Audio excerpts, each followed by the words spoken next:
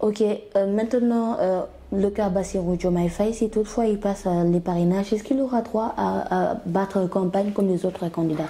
D'autant plus qu'actuellement, on sait qu'il est en lieu de détention. Oui, donc ça, bon, moi je pense que cette question-là devait être posée aux tenants du pouvoir.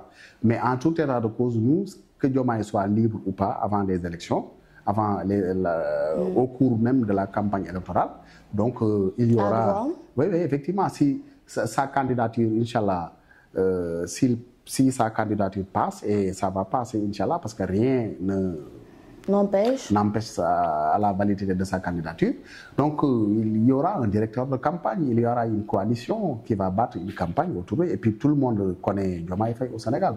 Tout le monde sait que Diomaye Faye, c'est Ousmane Sonko bis. Hein. Diomaye Faye, c'est Ousmane Sonko. Ousmane Sonko, c'est Diomaye. Bon, Diomaye, c'est une pièce maîtresse de Pastef. Et je ne dis pas que c'est la seule pièce, mais c'est l'une des pièces maîtresses de Pastef.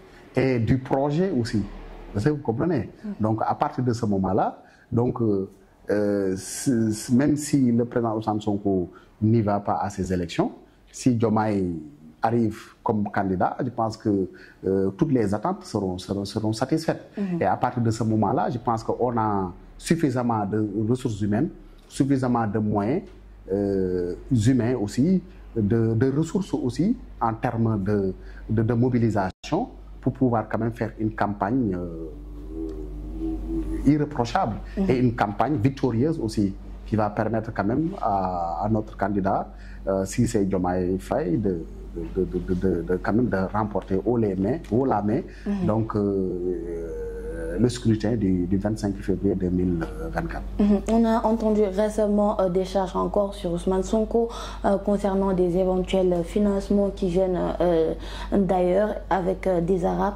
Est-ce qu'aujourd'hui cette charge aussi pourrait être source ou qui pourrait empêcher la candidature de Ousmane Sonko? Si l'on voit qu'à chaque fois qu'il peut sortir d'une affaire, on voit, je ne veux pas parler d'acharnement, mais c'est ce que l'on voit, si on peut le dire ainsi.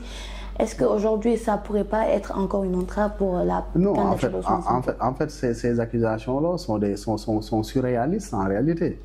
Tout le monde le sait. Le président Ousmane Sonko fait l'objet d'une campagne de diabolisation depuis qu'il est dans le champ politique. Ce qui justifie cette campagne de diabolisation, c'est juste le fait qu'il prône un discours de rupture, hein, un discours révolutionnaire, ce que j'ai l'habitude de dire. Un discours qui tranche avec la pratique classique de la politique au Sénégal. D'où l'appellation d'opposition radicale. Radicale, effectivement, c'est une opposition aussi révolutionnaire. C'est ça aussi. Bon, et ce discours a bénéficié de l'adhésion massive, très massive aussi, de la population dans son intégralité. Et ce qui fait peur aussi aux tenants du système. Parce que aussi, il y a ce qu'on appelle les tenants du système. Et malheureusement, ces tenants du système font tout pour empêcher à l'aboutissement de ce projet-là. Donc, raison pour laquelle tous les moyens sont bons pour dégarnir, pour terminer son image. Donc, cela ne nous surprend pas en réalité. Cela ne nous surprend pas. Donc, on s'attend demain à d'autres accusations, mais tout le monde sait que le président Ousmane Sonko, quelqu'un qui s'est abstenu de bénéficier quand même, ou par la corruption, ou par des voies illégales, des biens de l'État ou bien des deniers publics, ne va pas se compromettre quand même en recevant des fonds qui viennent de l'extérieur. Surtout que dans cette affaire-là, on accuse même la communauté mouride. C'est ça la réalité. Parce qu'on ne dit pas que c'est Ousmane Sonko qui a reçu les fonds, mais on dit que c'est les mourides qui ont reçu ces montants-là en vue de soutenir le président Ousmane Sonko.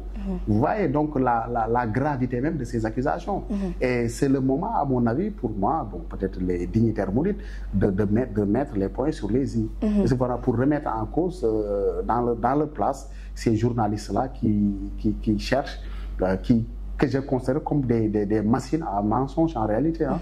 C'est des machines à mensonges, c'est des gens qui mentent pour le service quand même d'un régime qui fait partie déjà de l'histoire de l'histoire passée du Sénégal, qui vont vraiment être renvoyés aux archives de notre histoire d'ailleurs malheureuse. Parce que dans toute nation, ou bien dans tout État, ou bien dans tout pays, il y a des histoires heureuses et des histoires malheureuses. Mais malheureusement, ce régime-là sera inscrit à jamais dans l'histoire malheureuse.